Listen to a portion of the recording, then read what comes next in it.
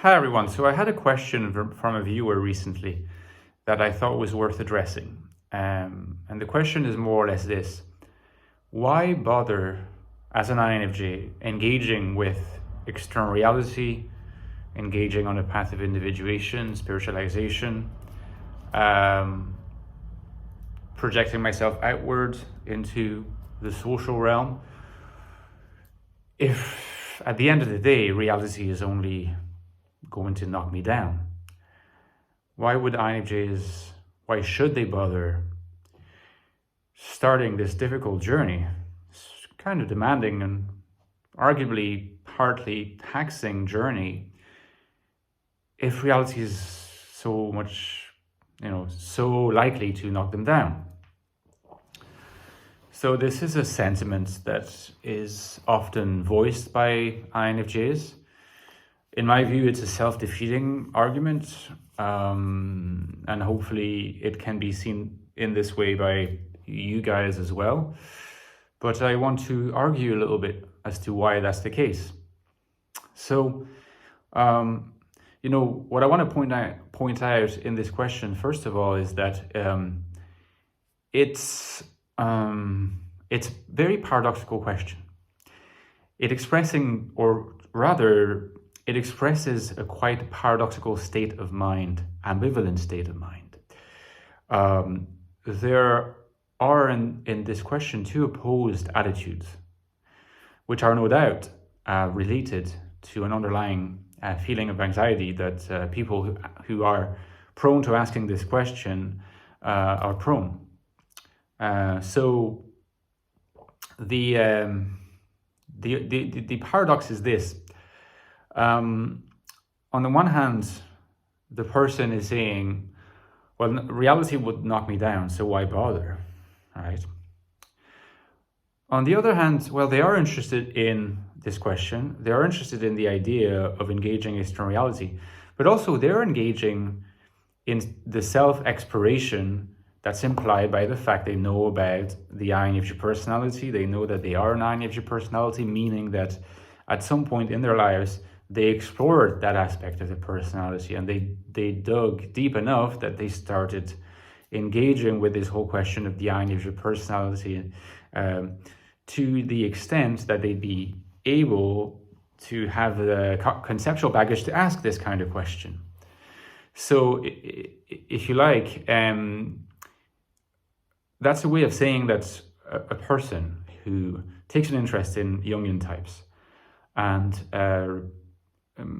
through research and self-assessment comes to the conclusion that they are NI dominant and they are FE users. So they're INFJ, right, as a shortcut for NI dominant FE users.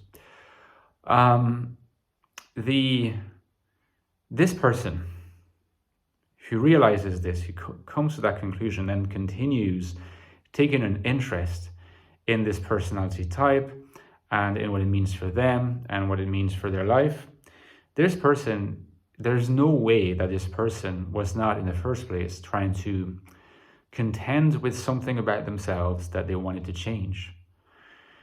If someone is completely content with the way they are, with the way the world is around them, with their career, with their families, with their ways of functioning, if they're very comfortable in their sense of identity, why bother taking interest in these things? People who take an interest in personality at some level or another, and to various degrees, to various levels of intensity, are preoccupied with working on some aspects of themselves that they think are not completely aligned with life, with living, and specifically with flourishing, with leading productive, happy life with good self-esteem.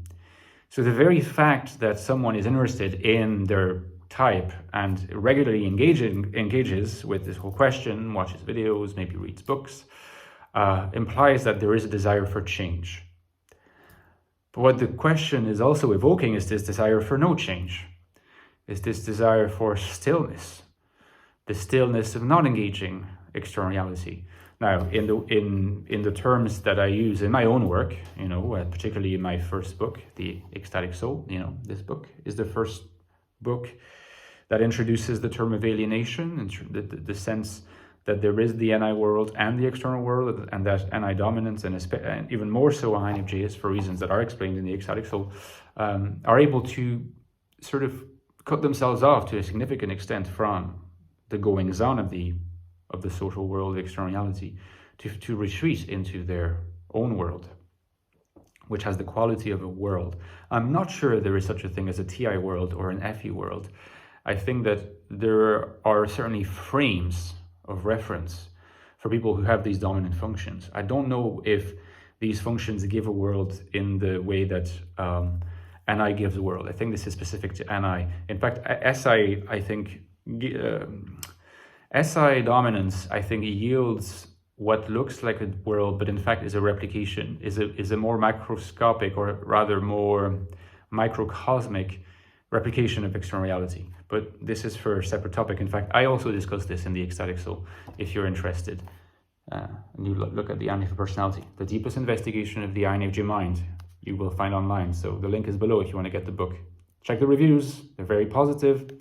Now, anyway, so the person who's interested in their type, like an INFJ, asking these questions, they both have the desire to move forward, to change, to do stuff, and that is conflicting with the desire to not do anything, to say, well, you know, reality would knock me down anyway, so why bother? Why not stay within the NI world?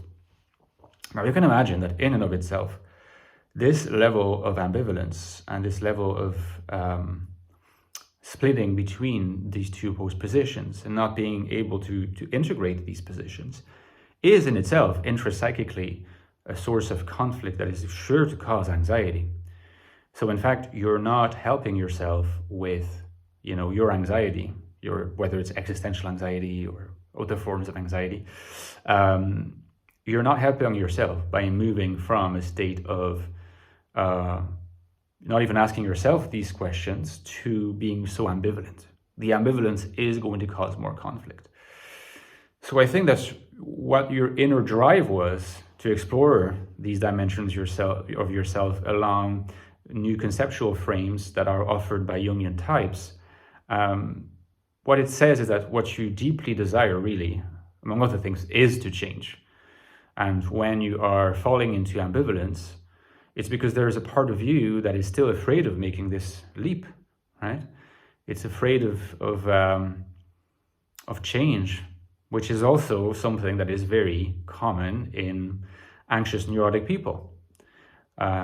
Me included, by the way. I am one of the team. So I can be very rigid in some ways, and I'm working on that because I know that's the key, you know. Now, the attitude that consists in saying, well, reality would only knock me down, it's not reasonable. It's understandable because it's the expression of a fear, but it's not reasonable in the sense that that's not really what's going on. It's not based on an objective assessment of the facts, even a simple assessment of the facts, because reality is already causing you problems. You think you live completely outside? No, like you build this sense of your independence in the NI world, and you do find protection there. But in a sense, you find protection there precisely because you're aware that you are, in fact, it's concentric circles. You're inside that circle, but there is another circle that circles the NI circle, and that's external reality. So you are always aware that there is external reality. You're not psychotic, okay? You know, that's important to keep in mind. So you're only delaying the problem. You're trying to repress the problem. It's causing you anxiety. That's why you started looking into the INFJ personality in the first place. So by retreating into the first little circle, you are, if you like, you are responding to understandable sense of fear of change, fear of following a path of spiritualization, and you are rationalizing it. Note that a lot of these things are ego defenses, well identified by generations and generations of psychoanalysts. You're rationalizing this as saying, well, you know, the world will only knock me down anyway. But it's already knocking you down. That's why you took an interest in the INFJ personality in the first place. So in fact, no. The key is not about the world is going to do this to me or the world is going to do that to me. The key is to change your perspective from a situation in which, as exemplified by your language, you invest all the power in the world, the others that are going to hurt me, and start talking about I in the world. You know, it's your world. It's your reality too. If you're going to make change in it, it was going to depend on you. As long as you're so focused on what the outside is going to do to you, you're not exercising your agency. And in that respect, you're not listening to what your inner core is saying about the desire for agency that explains why you took an interest in the INFJ personality. That's your personality in the first place. And think about it in that other way. Imagine you had a phobia about dogs, and dogs terrified you. You went to a psychotherapist or some professional, and they said, oh, like, listen, you're great. The best solution is that you do everything you can to avoid the dogs. Just lead a life that is entirely free of dogs. That is the solution. Well, if you think that this is very unsound advice or unsound perspective from a therapist, it is the exact equivalent of saying, well, you're afraid of the world, so just make sure you don't negotiate the world and stay inside your inner bubble. Okay, guys, so let me know in the comments what you thought about this video. I mentioned this book, so again, if you want to get the Ecstatic Soul and you look at the INFJ personality, which is the deepest investigation of the mental makeup and the consciousness of INFJs, get at the link below. You know, there's also a sequel called The Infinite Soul, INFJ Life in a Modern World, which is actually even more so about this idea of living in a world that often seems hostile to the INFJ personality. But this book looks at how basically the key is to embrace your identity as an INFJ. To lead an authentic INFJ life is the only way for a person of the INFJ personality to find happiness, flourishing, and meaning. Sounds difficult? Well, this book explores it in detail. So you should get it at the link below. And as you can see, the two books go well together. So you should also consider getting them both if you haven't yet. Don't forget, guys, my Patreon page, there's a link below there. It's my main source of income. I get some very little income from YouTube ads. So I'd be so thankful if you considered supporting me from $3.50 a month or more. But, you know, it's not a lot, and you get access to bonus videos every 2 weeks where I go in depth about certain topics. I'm going to start a Discord soon. There's a community. You get access to me, lots of good things.